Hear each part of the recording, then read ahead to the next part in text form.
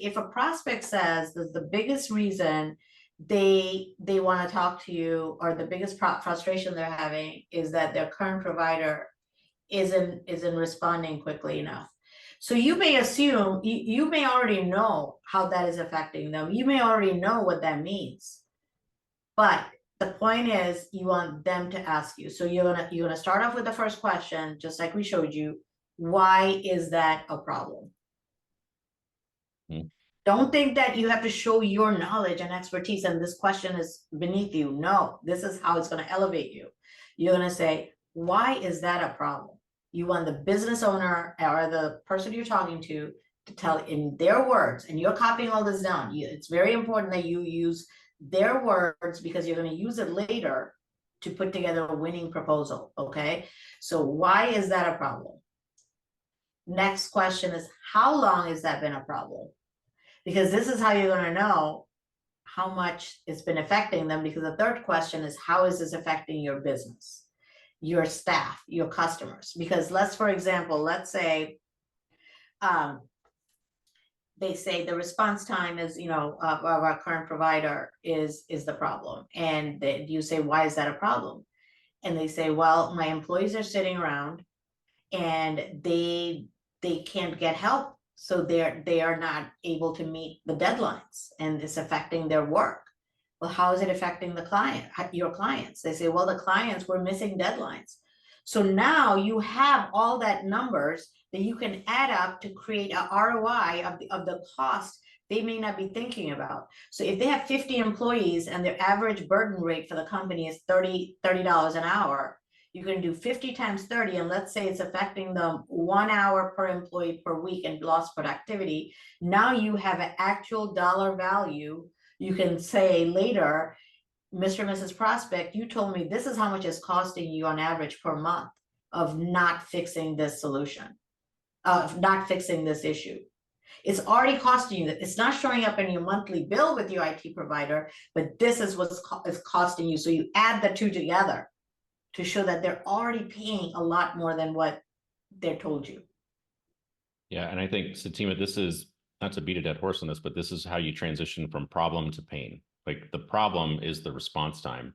When you ask them, why is that a problem? Seems like a simple question, but sometimes they haven't even thought it through. They just know it's frustrating. But when and you ask them, they're giving you good information. They're also thinking through the times that their employees have complained to them, or the times that your employees came up with their own workarounds, which then, made the company, the infrastructure less secure, or whatever it is. So you're asking partly for yourself, but partly for them, to make them walk through that process and explain to you what those challenges are. And I just, like you said this earlier, Satima, about a lot of people hear response time, and they immediately go into how they are better at response time. Oh, response time is an issue. Oh, well, we have a system that does and they want to overcome it that quickly, instead of saying, slow it down. Talk to me more about that problem. Tell me more about why it's an issue. Tell me about the pains that are associated with it. Tell me about how it's affecting your business, your team, your employees. And instead of just trying to sell them immediately, we've seen that a lot. Yeah, back off from saying how amazing you are. Back off. It's not going to help you win the deal. What's going to help you win the deal is the prospect tells you how it's affecting them. So then you're going to say to the same question, what have you done so far to try to resolve it? How did that work out? So you want them to say, I went to my IT provider, I told them to do this. They did it well for 1 month, and then they went right back to this. You want all of that frustration to come out in front of you. Again, you're creating that emotional reaction. The next thing you're going to say is, what do you think the solution is? Wouldn't it be great if the prospect answered back and saying, that's why we're talking to you. We need to make a change. And then you're going to follow up with this question. How urgent is it that you get that fixed?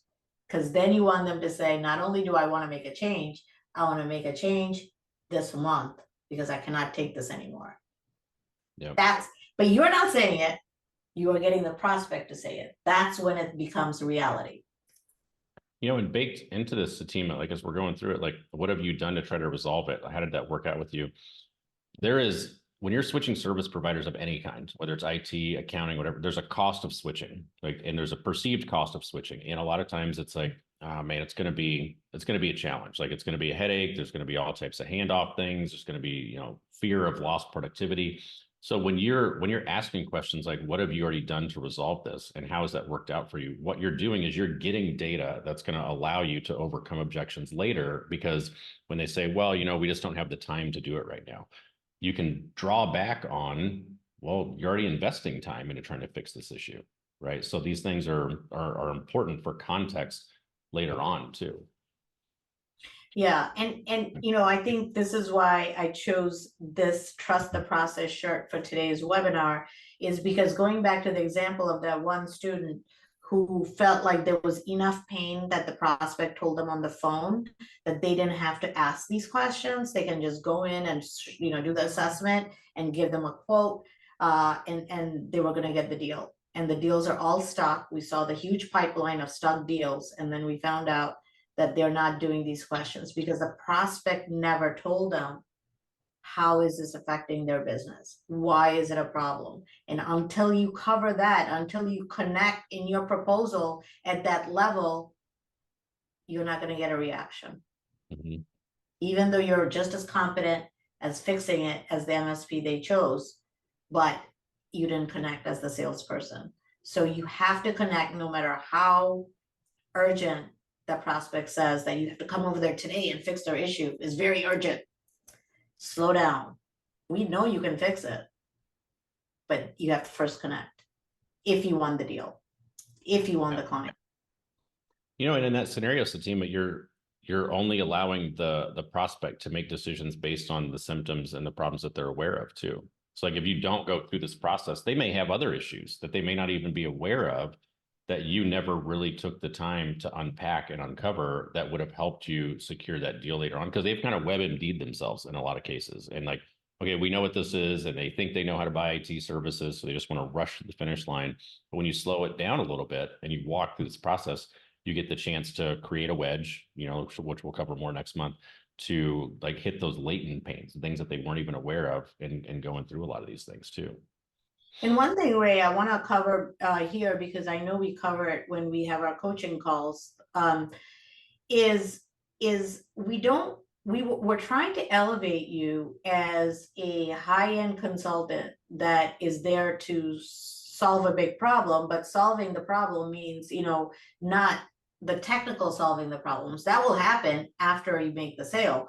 But right now, if to come in elevated, you actually have to go through some of this process to not only get the data, but to also differentiate yourself from the other salespeople that are coming in behind you or before you.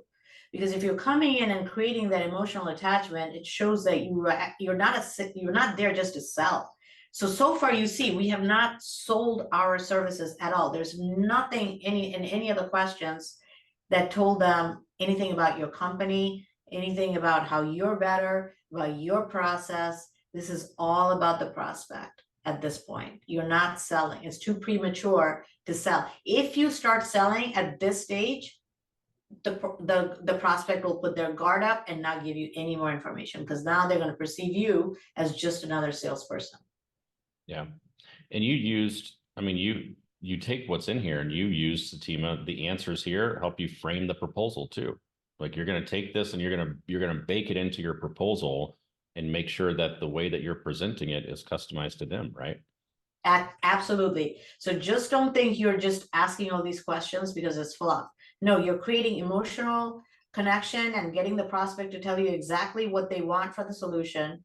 Yes, you're doing that part. The second part is you're going to take the answers and then you're going to use it during the proposal meeting.